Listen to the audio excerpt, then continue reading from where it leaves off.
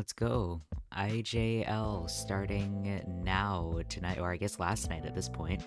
But very excited to not only be doing videos again, but also to have IJL to watch. Zeta versus Fennel is going to be our first matchup. Getting into the Survivor bands right away, we've got Coordinator and First Officer as our first two bands. Now, we are working with reworked new tournament rules, so the first three survivors that Fennel will pick here will be permanently banned for the remainder of the round. So that does change things pretty significantly. We've been working with the two global bans. It's now been increased to three. So we will be seeing Prisoner as well as Wildling for our first two picks from Fennel.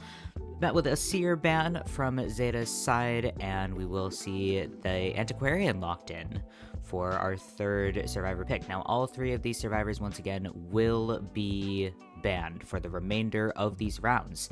So, is that a Hamitsu cosplay? That's so funny. I love it. I love seeing the cosplays in the back. We're going to see a Fire Investigator ban here, met with a Barmaid pick to round off our lineup from Fennel. Now, just an aside, as we go into the Persona web selection, Zeta did ban a Sacred Heart Hospital for our map ban, and Fennel picked Arms Factory, so we'll be on Arms Factory for this first round. Additionally, in the off-season, in between the last time that we saw these two teams, Fennel has not gone through any lineup changes, but Zeta very obviously did change out their hunter. Unfortunately, Elf has been dealing with some health issues. It has been taking a break from the competitive scene, but we do have MKMLDY in for Zeta's hunter, so very excited to see what he's able to bring to the table. He's kind of got some very big shoes to fill. We will be seeing him lock in that Ivy for the first round, so not a surprise to see Ivy, as the first pick here. She is, and I would say will be for a significant period of time, the top hunter. She is the meta. We haven't been seeing her actually as much though in IVL, so I feel like we may be seeing a little bit of a shift in meta, a diverging meta between IJL and IVL. But getting into the spawn selection here, we've got Prisoner down at the factory, Barmaid up at the shack, Wildling in the center there, ready to just take that kite if Ivy takes that bait here, and Antiquarian over in the corner. Now, she does kind of serve as a bit of a trap there. I would say Fennel, looking for MKMLDY to spawn in the center there, but taking a different slot that will lock off the cipher from Antiquarian's perspective, or from where Antiquarian will be spawning, so not a bad spawn selection at all here. Does also put us in good position to go for that Prisoner first. Prisoner definitely a little bit dangerous against against an Ivy. He does have the potential to be able to remotely decode ciphers. Ivy is very strong at pressuring ciphers and not allowing them to be decoded. So having a character who can take that and continue decoding that cipher is always a great asset here. We will be seeing all members of the team do have, actually no, we're not seeing borrowed time on that Prisoner.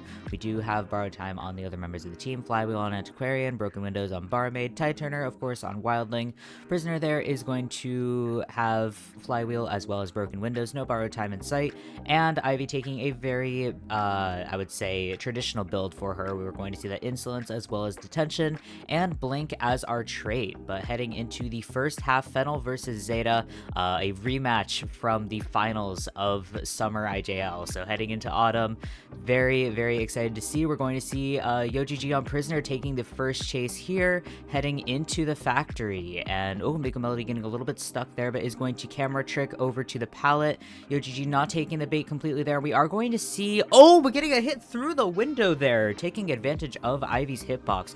Very nicely done there for MKMLDY. We are going to have the Yith kind of following along here, leading the main body, looking for a bit of a sandwich it looks like, but MKMLDY on the opposite side of the wall, not quite able to use the window to his advantage that time, heading back to that pallet. And yep, looks like we are going to be forced to break it here. Blink will be up in about 10 seconds or so. YoGG just waiting here, not wanting to get that scare.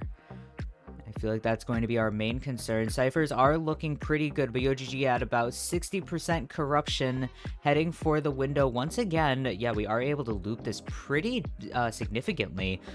We will see the teleport coming through, and unfortunately YoGG not quite able to get out of there. No flywheel in sight, and he will be going down to that corruption. But Cypher's honestly not in a terrible spot. We are looking a little bit slow here. A lot of that is because of that wildling. We will have Antiquarian a little bit forced off, a little bit pressured into either not decoding or just sitting there and taking the corruption. It looks like that will be the case, and she actually will be able to finish that Cypher. But heading for the chair, we've got wildling forcing the hits here. Oh, very nicely done from Mike in there, forcing the corruption stacks, getting off that board to force the basic hit as well. Just very in control with that rescue. Really good use of the wildling. And we've got Tide Turner in action. YoGG taking the kite here once again. 90 corruption. Will we be able to get out of the area? Oh, but vaulting the pallet just in time. Very nicely done. I believe there was a flywheel in that mix as well. We are going to see that 100 stacks of corruption go off, but great job delaying for just a moment longer. We are at 3 ciphers remaining, very slightly heading towards 2 ciphers remaining. We do have that 3rd cipher currently being completed. It looks like that will... Oh no, we're actually going to leave that primed here. Wildling coming in possibly for a second rescue, or at the very least to pressure. And, oh, he was given a drink. Okay, so yeah, he will be coming in for that rescue. We've got the Yith heading over towards Sasori here on Barmaid. Wildling continuing to pressure the chair just until its last moment. Not looking for a Terror Shock, though, and it looks like we will not be getting that Terror Shock, but unfortunately, Wildling not able to take a body block there. Prisoner heading back down, and we'll just see an immediate teleport over to get a hit in on Sasori. No drink was actually mixed after giving Wildling the Dovlin. That might actually be very major for the trajectory of this match here, because we do... Barmaid... Okay, so she was able to mix up. And it doesn't look like MKMLDY is going to be able to head back over there in time. Yeah. Okay, so that's a little bit unfortunate there. Barmaid was able to actually heal up. If she hadn't had the time to heal up, that could have been huge. But it looks like, yeah, she will be fully healed by the time MKMLDY heads over there. We've got 2 ciphers remaining. One is already primed. It looks like we're trying to head back to it, as well as get at least one more cipher decoded, because it is a little sketchy here. But continuing the chase on Barmaid. And okay, we have been able to start another cipher, heading towards about 20% now. Barmaid will take a hit here. No items remaining. She has used that speed Dovlin as well, but we're going to switch targets here once again, trying to pressure these ciphers. That's definitely the strength of Ivy in her endgame, as well as, you know, what really needs to happen here from MKMLDY. We've got 3 survivors up here, really going to be pushing for a tie at least. And Fennel survivors are, you know, they're very, very formidable. So MKMLDY really does need to continue this pressure, keep this pressure up. We've got back on Barmaid here, going to go for the teleport. At about 60 corruption here as well. Will we be able to get a hiss in? Oh, but a blink actually to get that Terror Shock. Barmaid will be confirmed down. Now, without Trait Switch, it's a little bit risky to use that. Well, not risky to use the blink. Definitely the blink was needed to get that down, but there's a chance that we'll be going into endgame without a final trait, or without the blink being back up in time, unless MKMLDY is able to pressure the ciphers. But that 75% cipher is coming along pretty quickly. We've got a second cipher primed as well, and that connection from the prisoner actually hasn't been broken this entire match, so that might be helping these survivors out a little bit now. But we're going to see a teleport over to Antiquarian, and she will be getting those stacks, but oh, looks like delaying just a little bit, trying to get that hiss in guaranteed. And that did actually work, so MKO on Antiquarian will be at around 60 corruption as well. We've got 2 ciphers primed now, or at the very least almost primed, at 96%. Oh, we're going to pop the cipher from earlier.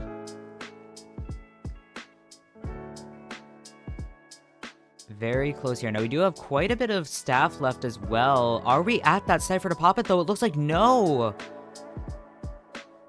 Not able to get that Cypher popped in time. All right, now it's been fully primed. Wildling's back at it. But they do need to go for this rescue. MKMLDY doesn't know where it is, where that Cypher is. So yeah, it looks like Sasori has been able to get back to that Cypher pretty much uninterrupted. Wildling getting off the board here, looking to force the rescue. If we can get it even before half, you know. Oh, yep, we're just going to go right for it. And that Cypher was primed. 3 survivors back up. Yeah, 3 survivor endgame here is definitely very, very strong for Fennel. But I would say we are going to be looking at likely... Oh, unless Sasori is heading in the direction of the dungeon. We don't have any survivors at the opposite gate quite yet, though, so it will be a bit of time that Sasori needs to contain. But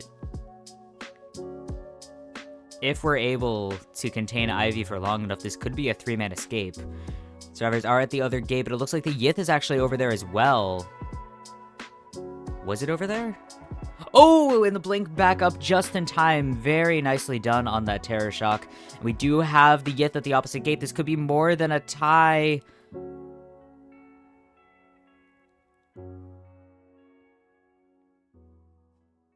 Could it be more than a tie? Oh, we do have Wildling on board. That gate is almost open. Wildling can actually head to dungeon here. I think that is very likely Mykon's plan. Both the Yith and the main body are over at Sasori's chair. And I don't think MKMLDY actually knows.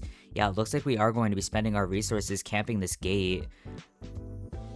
Oh, now we're heading to dungeon. But I think it's too late. Yeah, that's going to be too late, unfortunately. But very, very well played there from Fennel, securing that draw. But, of course, very nicely done from MKMLDY on that very first match. You know, that was his first match as a professional. So, yeah, he does look a little bit disappointed in that result, which, yeah, getting a tie, you know, it's better than a decisive win or loss. But, again, you know, you do want to go for that win and as many points as you can get before Hunter bans start coming into play. But, overall, just very nicely done there. And we will be heading into the second half. Alright, and heading into the second half of round 1 here. Once again, we were able to get that tie result in the first half, so definitely the stakes are even. The stakes are very even here. Really, all either team needs, bare minimum, just keep the draw going. If they're able to get a win, you know, great. And that's exactly what we're going to be looking for, is what can turn the tide here, because any points that you can get on the leaderboard or on the scoreboard is very, very valuable in this situation. So we will see actually an identical first 2 bans from the first half here from Hasha. We're going to have the coordinator as well as the first officer banned out. And for our first 2 picks, we're going to see the mercenary as well as the fire investigator. Now, mercenary, definitely a really interesting first pick here, especially since that will be globally banned in future rounds. Now, it's not the worst first pick, honestly. I feel like getting the mercenary on the table first, he's very likely to be banned eventually. So it doesn't really waste a resource, and you do still have that first officer if he gets out of ban jail. You have Gravekeeper, you have Wildling. There are other rescuers on the table, but it is bold. It is bold to have mercenary locked out first. It's a little bit squishier, definitely, since that nerf, you know. But I would say he's still a valuable resource just because of the fact that he can take 3 hits. So locking him out first, it's bold, but I feel like it's definitely it's a strong strategy if Zeta is able to use it, is able to use him to his advantage. But we will see Gardener locked in. Aeroplanist has been banned, and we will see a Painter to round out the lineup. Now, that's definitely, you know, not something that we would have seen even a year ago, Painter coming into play. Or I guess Painter did start coming into play literally a year ago. or at the very least, like, close to a year ago at this point, because, yeah, Painter has been rising up in the meta as an anti-IV counter. So ZETA definitely preparing here for the IV. To be expected, I would say, but also not to be expected. We have, once again, I did kind of touch on this briefly at the beginning, but ran out of time. But we've been seeing a lot more opera singer in IVL. China meta hasn't quite moved on. I wouldn't say moved on from opera singer, but or that opera singer needs to be moved on from. But I mean, she's still very strong. Obviously, she's still very strong. She wouldn't be used if she wasn't still strong. But I feel like it's interesting to see, why pick Ivy, why pick opera singer, and kind of seeing if I want to see if that changes on either side as we go through both of these tournaments at once. It's always so much fun to have multiple regional meta to look at the same time. It's very fun to analyze. But heading back to business here into the spawn picks, we're going to see Kazuneko. Okay. We will have Painter spawning in the factory, Mercenary in the center. Kind of a slightly altered version of Fennel spawn from the first round. Instead of having the Antiquarian / Harasser, who we have in the form of Fire Investigator here, spawning in the bottom walls, we're going to see in the top instead. Still very good, and we are going to see Hasha actually take the exact same spawn point as MKMLDY did. So, seeing these kind of mirrored spawn points. It is very typical of matches that kind of follow the same sort of procedure. You have the assist / tanky-ish support with the barmaid / gardener. A kind of squishy, I would say controversial pick, who happens to counter Ivy very specifically with the prisoner versus the painter. Mercenary, Wildling as the rescuer, and Fire Investigator to Antiquarian as the harasser / support as well. So yeah, it always takes different forms, and it's very fun from my perspective at least to kind of tap into that. But we will see, looks like actually both Fire Investigator and Gardener with no borrowed time here. We've got Flywheel on both of them, Tide Turner carried on the Gardener, and Broken Windows carried on the Fire Investigator. So with that double Tide Turner, ZETA absolutely looking for that extra escape that they need to win this round. Playing this, I would say, very aggressively, which is pretty typical of ZETA. I feel like they do get a little bit aggressive on their survivor side. Now, whether that aggression translates into productivity, we'll see. But heading into the second half of round one, a little bit of lag on the camera side, it looks like. Thankfully, no pausing there. We will be heading right up to Delisu, who has actually locked off the ability to Yith there. But actually, no, we will be seeing the Fire Investigator sniffed out and heading towards the that's where the Scarecrow is. Yep. Oh, there we go. Thankfully, no. Oh, wait. Okay, no hits have happened in the time that it took for the camera to catch up there, but we will see the Yith on Hamatsu actually in the center of the map, and Delisu continuing the chase here. Yeah, I'm glad that it wasn't player lag at the very least. We will be seeing the Fire Investigator airbag coming into play, getting a little bit of distance, and it looks like Hasha's just going to go ahead, switch targets to the center here with Gardener. We will... Ooh, that was actually really nicely done. Using the... getting the hit there, but timing it with the corruption so that it only broke the... shield, and then managing to get the double hit. Very nicely timed. Very well done there from Hasha. It's a very technical trick. So yeah, to be able to do that with that much precision. I mean, there's a reason that Ivy's going to beat that first pick. But continuing the chase on Gardener here. Looking for that Yith scare once again. We're at about 45, heading up to 70 here. Hamatsu just able to get that shield up. We're going to go for the corruption stun, and unfortunately that bubble is just going to pop right in time for Hasha to get a hit. And with Flywheel on cooldown there as well, not quite able to Yeah, not quite able to get that in time. Ciphers are looking a little slow. We are missing a cipher there due to Gardner getting pressured, as well as Fire Investigator getting pressured early on. But we do have progress on all 4 of the remaining ciphers, so that's definitely something that can be kind of recuperated over the course of the match. But we will have Mercenary coming in for the rescue here. Gardner is able to escape. We did get the hit on Mercenary, so that will force the survivors... Ideally for Hasha, it will force the survivors to kind of pause and heal, and be unable to continue that decoding. So it was good to get the double hit in there. Also able to down Gardner once again. For that second share, she was rescued before half, I believe, so... Yeah, we will be seeing that chair go off again. Yep, was a nice before half rescue, very well done.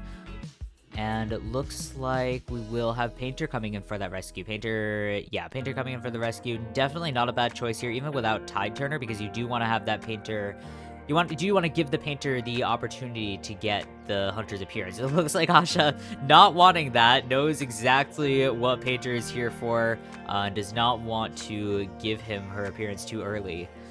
We will be going for that rescue, looking for the corruption stun here, and not quite able... Was that a bubble? I think that was a bubble. We will be seeing the blink come into play there to get that Gardner down, so Hamitsu will be sent back to the manor momentarily, but that was a lot of Cypher progress that those 2 chairs were able to get back up. We've got 1 Cypher remaining here. It's not quite, you know, it's a little bit just passing 15% there, but... definitely a lot of time here for Zeta survivors to kind of regroup. And we will have Mercenary actually coming out here as bait, and there we go. Yes? Okay. Mercenary actually sitting here at 99 corruption. We're going to see that 100 corruption come in, but too far away from Hasha to really do anything about that. We're going to see the Yith coming out here, looking for that... Oh my god. The airbag strategy here is just crazy. Really well done there from Delisu. And we're going to see the flywheel go off. I do believe that... Did that flywheel 100 corruption? I think that did. That was very, very well done there with that flywheel.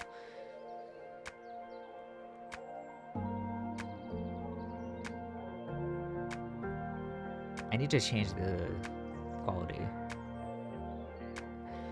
But using that airbag once again, forcing Hasha into breaking it as well.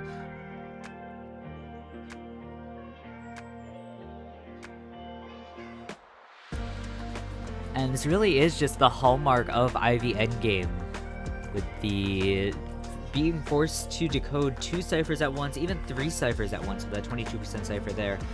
But heading back onto Kazuneko. Oh, nicely done with the stun through the wall. A bit of camera trick as well. Just looking to get that hit in.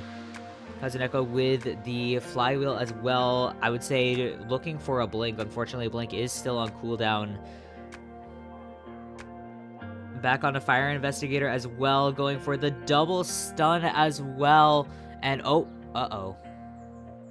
okay, heading back in. There was a brief pause there. But looks like that hit did go through on Delisu.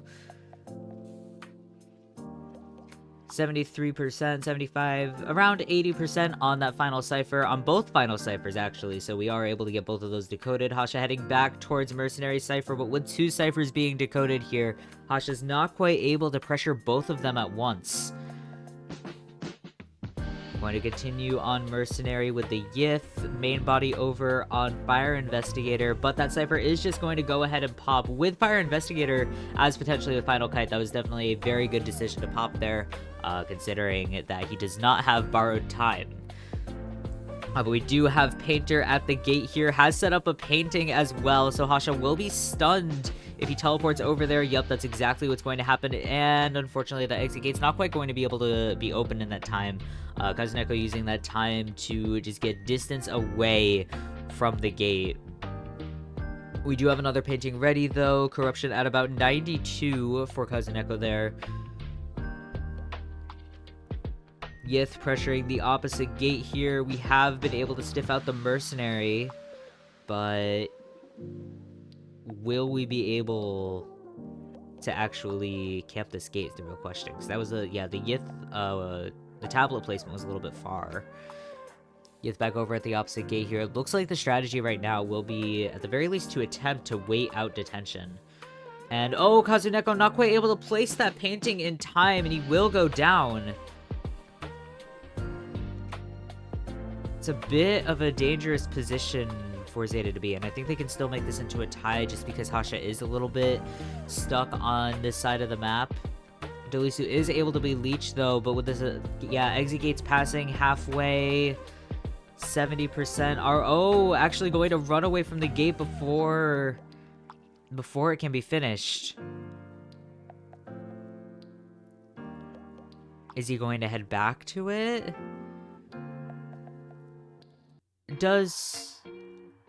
I would love to see Kazuneko's persona right now. I think he might be running snooze on that chair. Oh, a bit of lag issues once again, but I definitely think we might be seeing snooze painter here, which is a crazy, crazy strategy.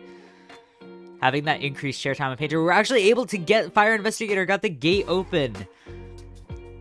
And with him a mercenary here, he doesn't have any elbow pads remaining. He did take the hit, but detention has run out. There is nothing Hasha can do to stop Shinami from getting out that gate, unfortunately. And that is going to be a tie in our first round for Zeta versus Fennel.